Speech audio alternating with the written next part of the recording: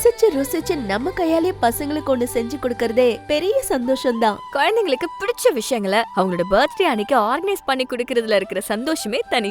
அழகிற்கு அழகு சேர்க்கும் 2 மருமகள்களின் கதை அழகே அழகு.